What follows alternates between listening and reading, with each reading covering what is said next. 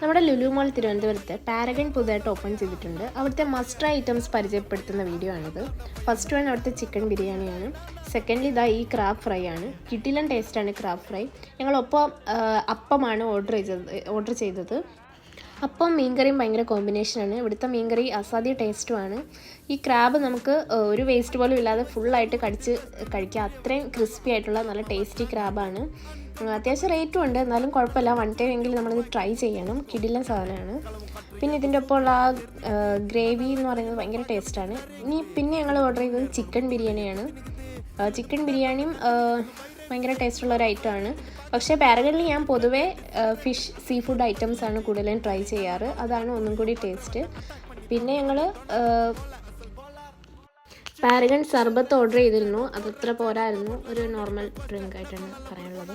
Okay, thanks for watching. Like ചെയ്യണം, subscribe ചെയ്യണം.